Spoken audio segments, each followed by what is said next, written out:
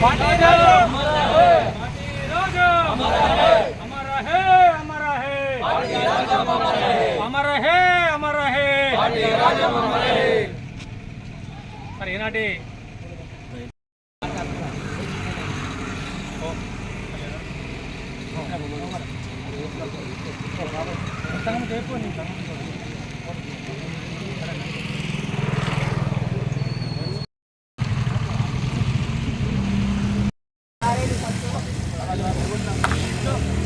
దగ్గర ఎక్కురే మీరు దగ్గర ఎత్తా నిన్న గీసిన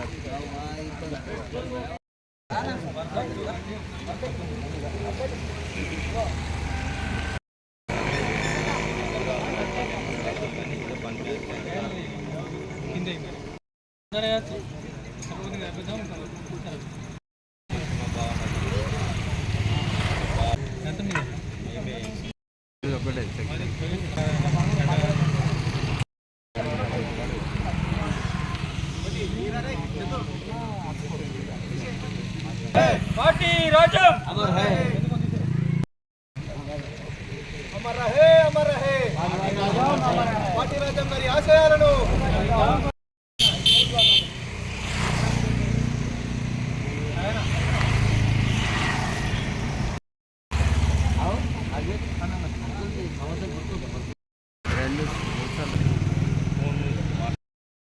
మాజీ సర్పంచులకు ఎంపీటీసీలకు అదేవిధంగా గ్రామ పంచాయతీ వార్డు మెంబర్లకు సొసైటీ సింగిల్ విండో ఏఎంసీ డైరెక్టర్లకు కుల బంధువులందరికీ పేరు పేరున పాటిరాజం గారి జన్మదినోత్సవ శుభాకాంక్షలు తెలియజేస్తూ ముందుగా ఒక నిమిషం మౌనం పాటించిన తర్వాత ఆయన యొక్క ఆశయం ఆయన లక్ష్యాలు మన పంతులు గారు వివరిస్తూ తెలియజేస్తూ ముందు ఒక నిమిషము ఆయనకు మౌనం పాటిద్దాం.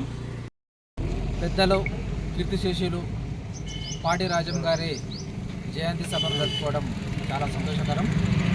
మరి ఉన్నతలు చదివి మరి ఉద్యోగాన్ని కూడా వదిలి రాజకీయంలోకి వచ్చి మరి నిజంగా నా వర్గానికి ఏదో ఒకటి చేయాలి, అట్టడుగు వర్గాలకు మంచి చేయాలనేది పెద్దలు ఆర్ రాజగౌడు మరి పంతులు గారు సహకారం పెద్దల సహకారంతో మరి ముందుకొచ్చిన పాటిరాజం అతని కళ నెరవేరక ముందే మరి అతను భగవంతుడు తీసుకువెళ్ళడం జరిగింది.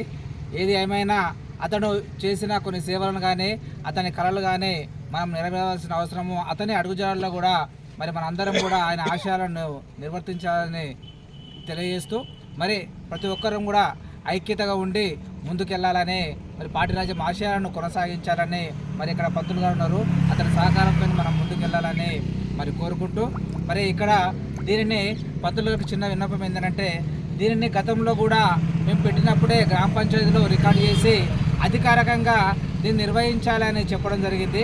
కానీ జయంతులు వర్ధంతులు రాగానే ఇక్కడ పట్టించుకోవడం విగ్రహం లేదు కాబట్టి పంతులు గారు పెద్ద దృష్టితో ఈఓ గారు కానీ ఎంపీడీఓ గారు డిపిఓ గారి అయ్యే అధికారుల దృష్టి తీసుకెళ్ళి దీనిని రికగ్నేషన్ చేసి దాన్ని ఎప్పుడు అథెంటిక్గా ఇప్పుడు గాంధీ జయంతి కానీ అంబేద్కర్ జయంతి కానీ ఏ రకంగా నిర్వహిస్తున్నామో అదే రకంగా ఇక్కడ అధికారులు ప్రతి ఒక్కరు వచ్చి ప్రోటోకాల్ ప్రకారము ఈ యొక్క విగ్రహానికి జయంతులు వర్ధంతులు మరి పరిశుభ్రంగా కూడా ఉంచేటట్టు చర్యలు తీసుకోవాలి. పంతులు గారు మరి దానికి సహకరించాలని చెప్పేసి కోరుకుంటూ ఈ అవకాశం ఇచ్చిన పెద్దలకు ప్రత్యేక కృతజ్ఞతలు తెలియజేస్తున్నాను.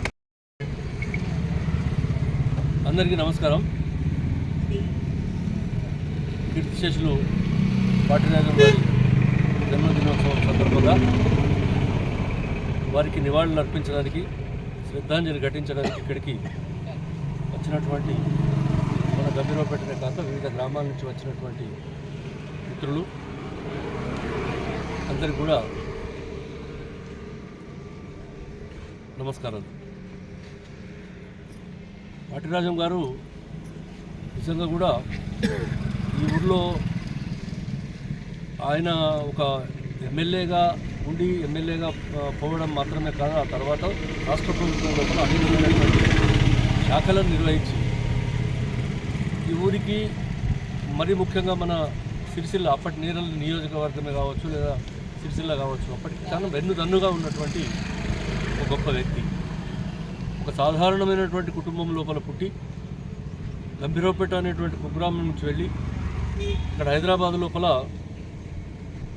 ఒక ఉద్యోగిగా పనిచేస్తూ అప్పుడు తనకు వచ్చినటువంటి అవకాశంతో 78 లోపల ఎమ్మెల్యేగా ఎన్నిక కావడం జరిగింది.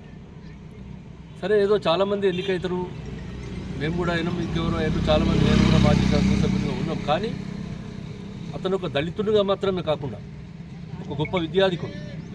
ఆయన MA LLM చదివాడు. ఆ కాలం లోపల మరి ఏమి లేని కాలం లోపలనే వాళ్ళ తల్లిదండ్రులు కానీ లేకుంటే ఆయన ఆయన స్వశక్తి మీద కానీ ఆయన MA LLM చదవడం, అప్పటికి యూనివర్సిటీలో అయిపోయింది అక్కడ చదవడం, అంతకంటే ఎక్కువ చదివేది లేదు. MA ఇటు కూడా పూర్తి అయిపోయింది, అటు LLM కూడా పూర్తి చేసి.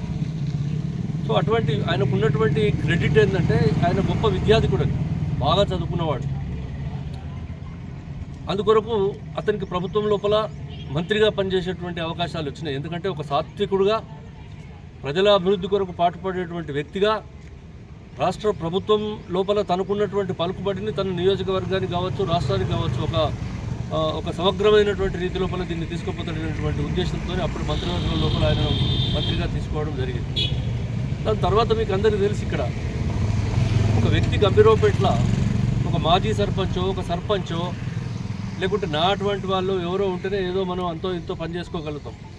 కానీ అంత గొప్ప వ్యక్తి ఈ ఊరి లోపల పుట్టి ఇక్కడి నుంచి మంత్రి రాష్ట్ర ప్రభుత్వం లోపల మంచి ఆయన శాఖలు నిర్వహించిన ఉన్నత విద్యాశాఖ, మధ్యతర నీటిపారుదల శాఖ, విద్యాశాఖ, ఇట్లా ఈ ప్రకారంగా విద్యాశాఖ నిర్వహించడం అంటే ఆయన విద్యార్థికుడు కాబట్టి ఆయనకు విద్యాశాఖ ఇచ్చిన ఆయన దాన్ని మంచి యూనివర్సిటీలో సెనేట్ మెంబర్గా కూడా పనిచేసాడు. మీకు తెలుసో తెలియదు, ఉస్మానియా యూనివర్సిటీ సెనేట్ మెంబర్గా కూడా ఎమ్మెల్యే కాకముందు ఆయన ఉండే, ఎమ్మెల్యే అయిన తర్వాత 75 నుంచి 91 ప్రాంతంలో ఉస్మానియా యూనివర్సిటీ సెనేట్ మెంబర్గా పనిచేసాడు. సరే 78 నుంచి 83 వరకు మాకు పెద్ద ఆయనతో సంబంధం లేకున్నా కూడా గ్రామస్తులుగా ఎమ్మెల్యే గారని తెలుసు. 83లో నేను కూడా ఎమ్మెల్యే అయిన తర్వాత మేమిద్దరం జిల్లా పరిషత్ లోపల కానీ, అసెంబ్లీ లోపల కానీ, ఇక్కడ కానీ గంభీరపేటకి ఏం చేయాలనేటువంటి ఆలోచన ఆయనకి ఎప్పటికీ ఉంటా ఉండేది. బహుశా ఇద్దరం కలిసి అనేక గ్రామాలను పర్యటించినాం. ఈ నియోజకవర్గం లోపల అప్పుడు నేరల కాన్స్టిట్యున్సీ లోపల ఉన్నటువంటి మొత్తం గ్రామాలను తిరిగినాం. కరీంనగర్ ఎప్పుడైనా జిల్లా పరిషత్కి వస్తే కూడా ఆయన మేము కలిసి ఆ జిల్లా పరిషత్లో ఎట్లా చేయాలి అనేటువంటి ఆలోచనలు చేసినాం. ఇప్పుడు ఇక్కడ ఉన్నటువంటి ఆ బ్రిడ్జ్ ఆనాడు అసలు మనకు లింగనపేటకు ఇక్కడికి తవ్వనే లేదు, సైకిల్ కూడా పోయే పరిస్థితి లేకుండా. మీకు అందరికీ తెలుసు, ఇక్కడ పిల్లలకు తెలియదేమో కానీ చాలా పెద్దోళ్ళకి అందరికీ తెలుసు. సైకిల్ ఇట్లా దెబ్బకేసుకొని మోసుకొని అవతలికి వెళ్ళదు, ఎందుకంటే రాళ్ళల్లో సైకిల్ వెళ్ళదని ముష్కల వెళ్ళదు. మేమిద్దరం జిల్లా పరిషత్లో పంచాయతీ పెట్టి మా ఊరికి లింగనపేట రోడ్డు కావాలని అడిగితే అది ఏం లింగనపేట అదో అక్కడ ఆ రోడ్ ఎందుకు ఇవ్వడిపోతాడు దాని మీద అని చెప్పి వాళ్ళందరూ మిగిలిన వాళ్ళందరూ మామూలు అవహేళన చేసింది. అప్పుడు జిల్లా పరిషత్లో పైసలు కావాలంటే అరే అది ఒక రోడ్డుకి ఎందుకు అటువంటిది ఆయన పట్టుబట్టి నేను ఆయన ఇద్దరం, అది నా ఊరని ఆయన ఎమ్మెల్యే అని 2 విధాలు కూడా పట్టుబట్టి అప్పుడు జస్ట్ 10 లక్షల రూపాయలు మాత్రం మంజూరు చేయమని చెప్పి అడిగారు. అదే మీరు ఒక 10 లక్షలు ఇవ్వండి, దాన్ని మొదలు పెడదాం. ఆ తర్వాత 10 లక్షలతో ఎక్కడైతే అంటే మీరు ఇవ్వండి ఒక 10 లక్షలు, దానికి ఒక నాగలి నడిచినట్టు ఉంటుంది, మొదటి నాగలి పోయినట్టు ఉంటుంది. మీరు 10 lakhs ఇవ్వమంటే పాపం 10 lakhs మంజూరు చేస్తే మేము వచ్చి ఇక్కడ శంకుస్థాపన చేద్దామని వస్తే మమ్మల్ని కాదని ఇంకోటి శంకుస్థాపన. ఆ తర్వాత సరే మేము మళ్ళీ పోయినాం. మళ్ళీ మీకు అందరూ ఉండొచ్చు, అప్పుడు మీకు జ్ఞాపకం ఉండదు. మనం పోయి మళ్ళీ అప్పుడు ఎవరో తెలుగుదేశం పార్టీ ఇంకెవరో అప్పుడు ఏదో మేము మంజూరు చేయించుకొచ్చి కష్టపడి ఇట్లా చేస్తున్నది మళ్ళీ అదే టెంట్లకు మనం పోయి మళ్ళీ మనం అవన్నీ చేయడం జరిగింది. కాబట్టి అట్లా ఆ తర్వాత 10 మిత్రుడు మేము కలిసి పనిచేసినాం. కాబట్టి అప్పుడు ఉన్నటువంటి వాళ్ళందరూ ఉన్నారు, దళితేతరులు కానీ దళితులు కానీ అందరూ మావాడు నాయకుడు అని చెప్పుకునేటువంటి పరిస్థితిని మనం క్రియేట్ చేయాలి. తర్వాత ఆయన ఈ ఊరు అభివృద్ధి కొరకు ఏ విధంగానైతే పాటుపడ్డాడో ఆ విధంగా మనం కూడా ఇంకా అభివృద్ధి లోపల ముందుండాలి. ఎవ్వరు ఏ కార్యక్రమం అభివృద్ధికరమైనటువంటి కార్యక్రమం చేసినా కూడా దానికి మనం సహకరించాలి. అందుకొరకు మీరు అందరికీ నేను విజ్ఞప్తి చేస్తూ ఉన్నా, యువకులకు మీకు కూడా తప్పకుండా ఈ ఊరు ఇంకా బాగా డెవలప్ కావాలి. ఇవాళ మీరు ఇప్పుడు ఏదో చెప్పినారు గ్రామ పంచాయతీ నుంచి దీన్ని అఫీషియల్గా నిర్వహించాలని చెప్పి ఆయన అంతా చెప్తున్నారు. నాకు అసలు నోటీసులో లేదు, మనం ఇప్పుడు దానికి ప్రయత్నం లేదు.